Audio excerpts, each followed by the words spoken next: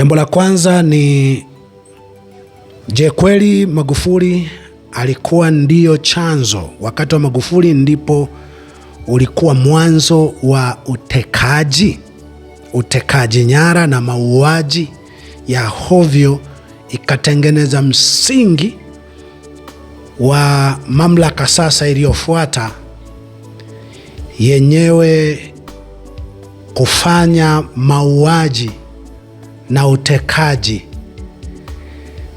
mbaya zaidi. Magufuli ilikuwa msingi?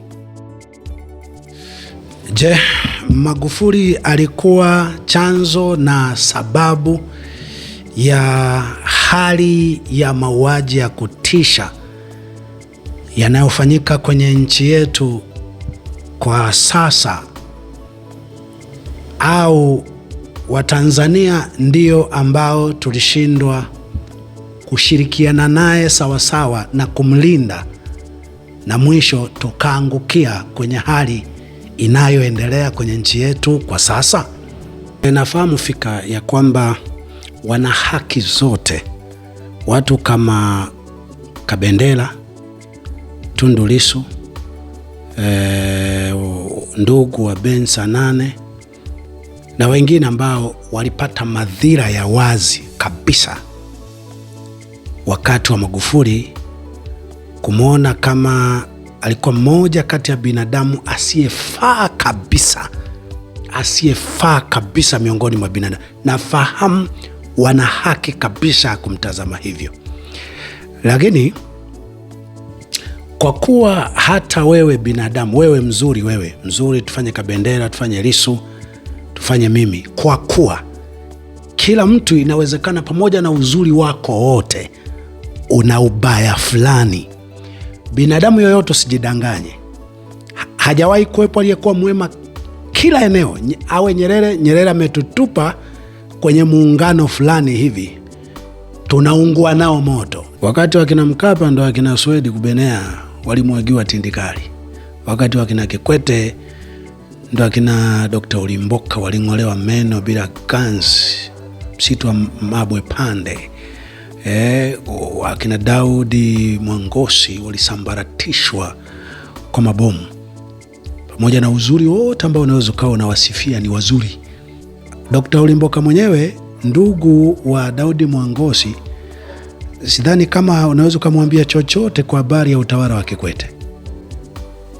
Sidhani. Tutulie kidogo hapa, tuelewane. Naomba tuelewe, karibu kila mtu ana ubaya fulani, na kuna watu ambao waliwatendea ubaya ambao hawaji kuona umaana wake milele kwenye maisha yao yote. Lakini the end of the day, kuna namna ambavyo tunafananisha sasa ubaya huo, makusudi ya kutendeka kwa ubaya huo yalikuwa ni nini. Ndani ya klipu hii ninachambua baadhi ya vitu ambavyo naamini hata baadhi ya waliokuwa wametendewa wanakuwa wamejua. Aidha alikuwa anahujumiwa, au alikuwa amepelekewa taarifa ambayo sio sahihi juu ya hatua hizo, ama alikuwa katika mchakato wa kwamba watu hawa hiyo wananihujumu au wananitetea, lakini wananitetea visivyo, nifanye nini? Kuna mahali kiongozi kabisa unaweza ukaweka msimamo mkali sana mpaka watu wakajua ni wewe, lakini ujumla wa mambo yako yote unaweza ukadefine kwamba wewe moyo wako hasa ni upi. Wewe moyo wako kabisa, raha yako ni kuua watu, ni kutesa watu, ni kufunga watu magerezani kama vile akina Mdude waliokuwa napitia, ama ujumla wa mambo yako unaweza ukaonyesha. Na hiki ndio ninachotaka nikakijadili. Usikimbilie tu alikuwa mbaya. Nawe ni mbaya bwana, nawe ni mbaya, wewe ni mbaya, wewe mwenyewe unaandika comment, nawe ni mbaya. Na wewe kwa sehemu kubwa inawezekana ubaya wako ni mwingi, ni mkubwa kuliko wema wako. Kwa tulia tu wewe, sio malaika, na wewe una ubaya. Tuende mtu mwisho wa siku anakuwa ni mzuri au mbaya kutegemea ubaya wake, uzuri wake. Kwanza ubaya usika, uzuri usika, ulikuwa na nia gani? Mtu mwenyewe alikuwa wa nia gani?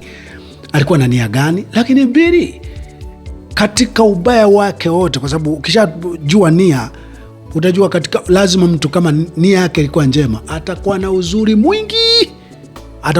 mwingi, unaofunika ubaya ambao hata kama kuna watu ndio inaonekana amewaonea, amewadhurumu, amewaumiza, lakini kunakuwa na namna hata za watu kuwatia moyo, kuzungumza na wale walioumizwa kwamba jamani, mbona ni kama pole kwa hili kabisa. Sasa humu ndani naomba usikilize, nimekwambia tukana unavyotukana, ila na wewe sio mzuri, sio mwema. Unatuma baya fulani hivi tugumu sana, wewe unatuma baya fulani tugumu sana, kwa tulia tu. Kwenye klipu hii nataka nijadili mambo kama 5 hivi ya kile ambacho kinaonekana upande wa ubaya wa Magufuli. Jambo la kwanza ni, je, kweli Magufuli alikuwa ndio chanzo? Wakati wa Magufuli ndipo ulikuwa mwanzo wa utekaji nyara na mauaji ya hovyo, ikatengeneza msingi wa mamlaka sasa iliyofuata yenyewe kufanya mauaji na utekaji mbaya zaidi. Magufuli ilikuwa msingi, au Magufuli kuna maeneo mengi ambayo hayo yalifanyika ili kumhujumu? Hebu angalia matukio mengi ya utekaji. Magufuli alitia neno. Tuanzie utekaji wa Mo. Magufuli alishangaa sana mazingira ya kile ambacho kilionekana Mo alitekwa. Na ukumbuke, kiongozi ukigundua kwamba unazungukwa, inakuwa ni ngumu sana kujaribu kuchukua hatua za kichwa. Tutoke hapo twende kwenye utekaji wa Roma, ambao naona pengine kuna mtu anaitwa Makonda ndo alisema Roma atapatikana kufikia siku fulani. Hiyo kuonyesha kwamba inawezekana mtu huyu, aidha kuna watu ambao wanaona hivi ndo kumtetea, wanachukua hatua hizo, lakini ana nguvu ya kuambia kama kuna ukweli fulani mnaujua juu ya jambo hili, acheni. Na hao watu wanaacha hilo jambo. Tuje kwenye tukio la Tundu Lissu. Tukio la Tundu Lissu, Magufuli alitia neno, alitweet kulaani kitendo hicho.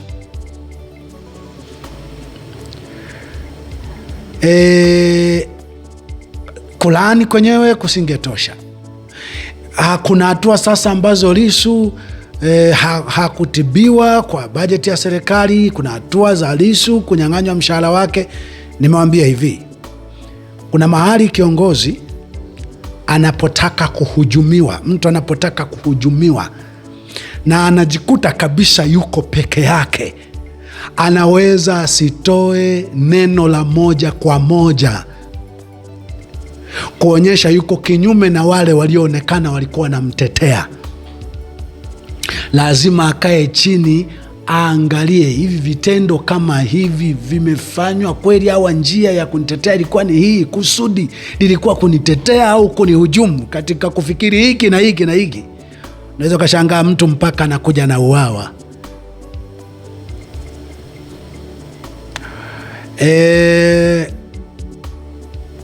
Tuje vitendo vya watoto waliokuwa na uwawa Njombe. Magufuli aliwaambia MRPC na baadhi ya viongozi kwamba, je, wewe angekuwa anatekwa, ni mtoto wako amepotea, ungekaa kimya? Ingekuwa hivyo? Na kwa namna nyingi tuliona vitendo vile vilikuwa vikitoweka. Mkumbuke, si kana kwamba mtawala anaweza kutawala vizuri, pengine vitendo vya kuonea watu vinaweza visiwepo. Vinaweza vikawepo kwa kusudi la kumhujumu ama kwa kusudi la wasaidizi wake kudhani ndo wanamsaidia au kumtetea. Mtawala mzuri si yule ambaye vitendo vibaya vinaweza visifanyike wakati wake. Mtawala mzuri ni yule aliye na uwezo wa kuvidhibiti vitendo vibaya vinapofanyika, aidha kwa ajili ya kumtetea ama kwa ajili ya kumhujumu. Bila swali hilo, kweli vitendo vya utekaji vilianza rasmi, vilikithiri sana wakati wa Magufuli? Jibu ni hapana.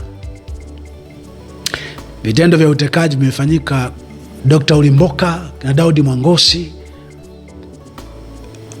Kuna watu waling'olewa meno bila ganzi, watu walikuwa wanapelekwa Mabwe Pande wakati wa Kikwete. Vitendo vya kutekwa watu, kuwawa watu kikatili vilifanyika sana wakati wa Kikwete, vilifanyika sana.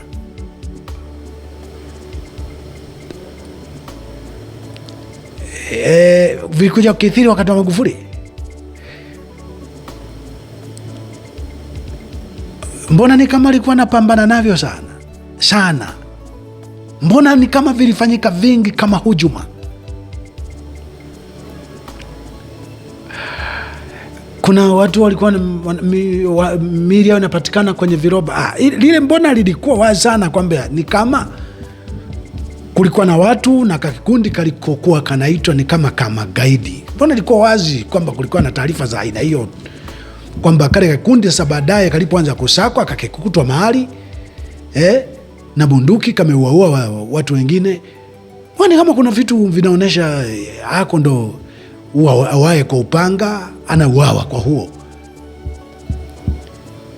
Sasa kama wale walikuwa kweli wana kikundi fulani cha kinachoitwa cha ugaidi, walikuwa wanaua watu wenyewe, kama walikutwa wakauliwa, kuna ubaya wa aina hiyo? Kama walikuwa wanaua watu, walikuwa wanauliwa wakapatikana kwenye sandarusi, sidhani kama kuna shida. Wanaoua kwa upanga na kufa kwa huo. Ameua kwa ujanja kwa upanga, atauawa kwa ujanja kwa upanga. Ili itimia ipandacho mtu atavuna.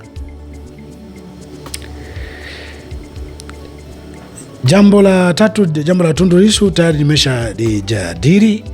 Jambo la tatu, aliua demokrasia. Hilo nimekiri. Kwa uelewa wangu mimi nahisi alikuwa na mpango huo.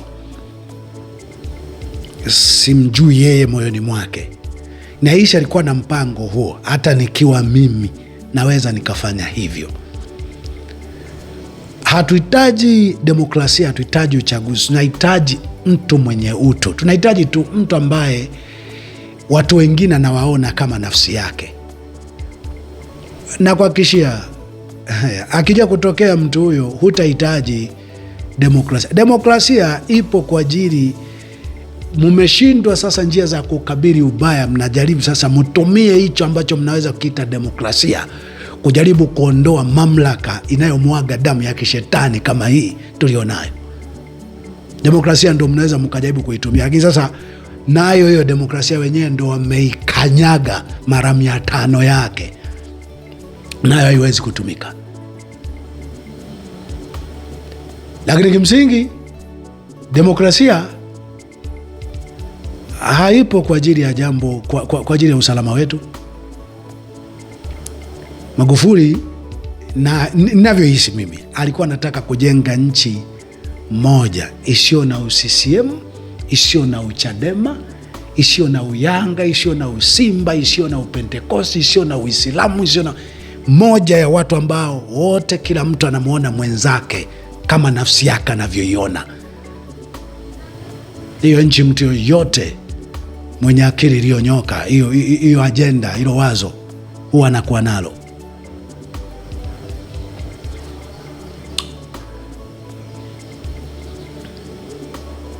Sasa alikosea. Naomba uelewe tu kwamba wazo jema likiferi Wazo jema likiferi huzalisha kituko, ama wabaya huinuka kwa akili kubwa, kwa nguvu kubwa kutafuta asija kainuka tena mtu wa aina hiyo, na wazo lolote jema kulipaka mavi na matope ya kila aina, ili kila mmoja aweze kufahamu kwamba hilo jambo lilikuwa ovu, huyu mtu alikuwa mwovu, alikuwa mbaya, ili watu ikiwezekana wawe na tahadhari kutokea kwa mtu wa aina kama ya Magufuli. 4, alikataa mchakato wa katiba mpya, na hisi itakuwa alikuwa na dhamira hiyo, sasa ndo akawa na kuhakikishia, ninachohisi Magufuli aliangalia hata akitaka kuwapa katiba mpya atazungukwa, atazidiwa na ambao wangekaa kwenye ile eneo la kuunda kwa hiyo katiba. Lazima wangetengeneza katiba ambayo bado ndo mungeingia kwenye kumchafua zaidi, kwamba tolea katiba mbaya, kwa sababu katiba ile asinge ilazimisha yeye iandikwe anavyotaka au ambavyo mnataka, ingeandikwa na hawa ambao sasa hivi wamekuja kuwakalia, ambao ndo walikuwa wengi.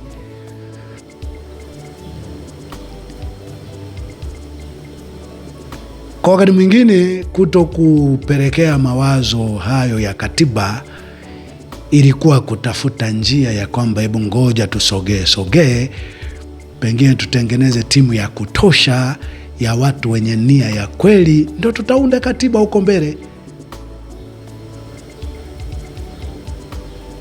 Lakini kama nadhani kwamba kwa kuwa alikuwa rais angeweza kufanya kila analotaka, angezuia hapa kwenye eneo la uhai wake. Ameshindwa kuokoa uhai wake, angekuletea katiba katikati ya kundi dhalimu. Halikuwa jambo jepesi. Eleweni, wakati mwingine nia na uelekeo wa mtu, alikuwa anataka elekee wapi, pengine huko mbele ndo angekuja kufanya katiba bora sana. Na ukumbuke katiba tu kabisa, katiba kabisa ni mioyo ya watu, mabadiliko ya watu, kila mtu kumwona mwenzake kama anavyoiona nafsi yake. Mimi nahisi Magufuli alikuwa anaelekea huko, lakini kama nahisi twende, tutabatizwa kwenye moto mpaka tutafahamu haki ni nini na changamoto za haki, kwamba hata ukiwa mwenye haki umezungukwa na watu wabaya, panaweza pakawepo na mabaya mengi yanayokuhujumu au ambayo wengine wanatafsiri kwamba ndio njia ya kukulinda au kukutetea. Twende. Mbona tutakuja kusema tu? Mimi nishasema, kwa kuwa tukufahamu Magufuli alikuwa nini, kilikuwa nini, tutabatizwa kwa moto. Nilisemaga nyuma sana, tutabatizwa kwa moto mpaka utafahamu haki ni nini. Twende. Jambo la mwisho la 5. Je, sio kwamba walioitwa wapinzani walishirikiana na hawa ambao ndo yamegeuka machinja kusambaza propaganda chafu dhidi ya Magufuli, ila baadaye hawa jamaa walipopata wamewageuka walioitwa wapinzani? Kwa sababu viumbe walioitwa wapinzani wakati Magufuli yupo, wakumbuke hata ambayo wanasema alikuwa anatutesa, walikuwa wanayapinga yale ambayo sasa hivi wanasema, ila yale alikuwa anafanya vizuri. Yale wanayosema alikuwa anafanya vizuri alipokuwepo ndo waliokuwa wanayapinga. Haitakiwi maendeleo ya vitu, tunataka maendeleo ya watu. Sizuie mchanga, huo mchanga tapata sisi mchanga. Kila kitu ambacho leo wanasema huyu alikuwa mzalendo, ndo walichokuwa wakikipinga. Sasa hicho kitu aidha waliokuwa wanamtetea Magufuli walikuwa nawaona nyie ni maadui wa nchi,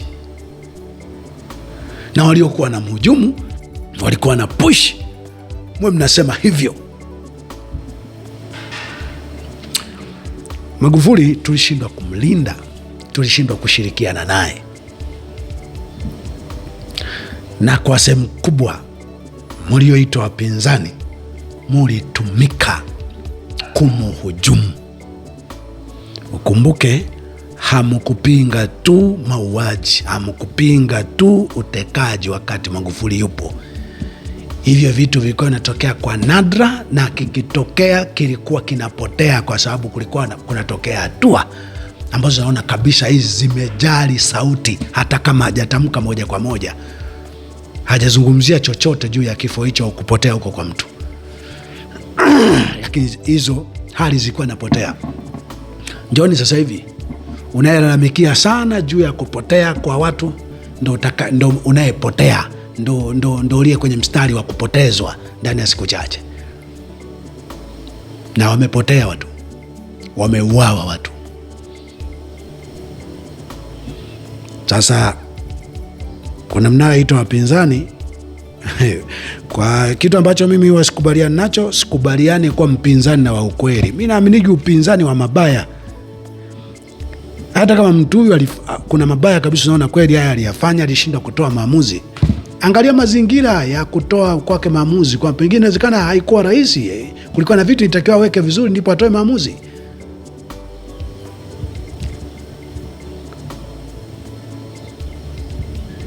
Lakini kama mmeshikilia hapo, endeleeni kushikilia, endeleeni kushikilia. Asanteni sana kwa kunisikiliza.